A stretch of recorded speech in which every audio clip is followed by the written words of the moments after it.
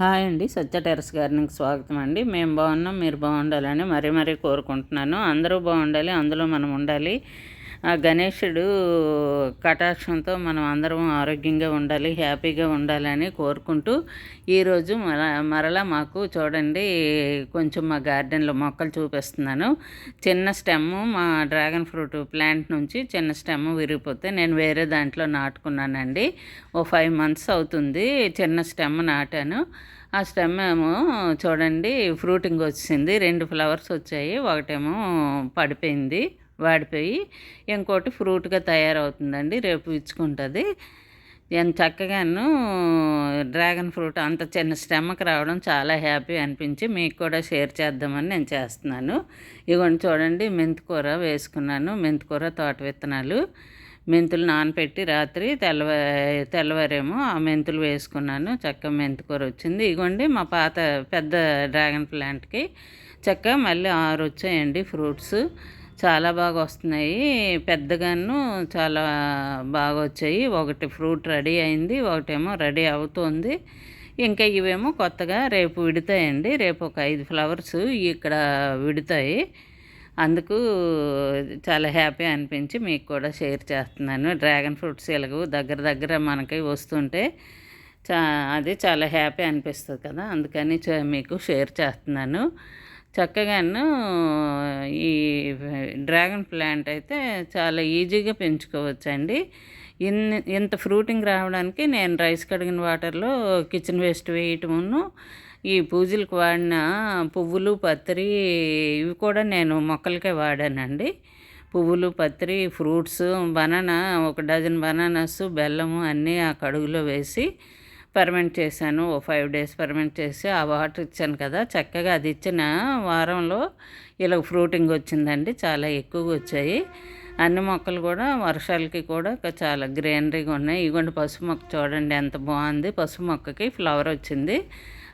అది పసుపు మొక్కకి ఫ్లవర్ వచ్చినప్పుడు మనకు మిద్దె తోటలో చాలా మంచి వాసన వస్తుందండి. పసుపు మొక్క మన మిద్దె తోటలో ఉంటే పెస్ట్ రానివ్వదండి ఉన్న మొక్కలకి. ఇగోండి మరొక స్టెమ్ విరిగిపోతే ఇంకో దాంట్లో వేసుకున్నాను. చక్కగా 4 స్టెమ్స్తోనే అది పెరుగుతుంది. అది మరొక నెక్స్ట్ ఇయర్కి ఫ్రూటింగ్ వచ్చేస్తుందండి. అది చాలా బాగా ఇదవుతుంది, గ్రో అవుతుంది మొక్క. అందుకు ఈ ఫ్రూటింగ్ ఉన్న మొక్క నుండే చిన్న స్టెమ్ తీసుకువెళ్ళి వేసుకుంటే చక్కగా ఫ్రూటింగ్ వచ్చేస్తుందండి. ఫ్రూటింగ్ స్టార్ట్ అవ్వని మొక్క నుంచి తెస్తే అంత వేరంగా అయితే అవ్వదు. 1 year 2 years పట్టేస్తుంది దానికి ఫ్రూట్స్ రావడానికి.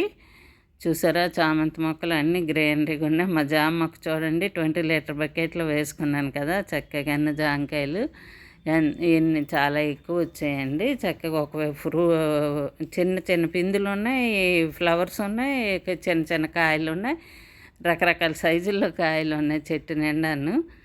చాలా హ్యాపీగా అనిపిస్తుంది కదా. ఇది చాలా ఆరోగ్యానికి చాలా మంచిది కదండి. అలా మొక్కల్లో మనకి ఏదైనా మనం వేసిన మొక్క ఫలితాన్ని ఇస్తుంది అంటే చాలా హ్యాపీగా అనిపిస్తుంది కదండి.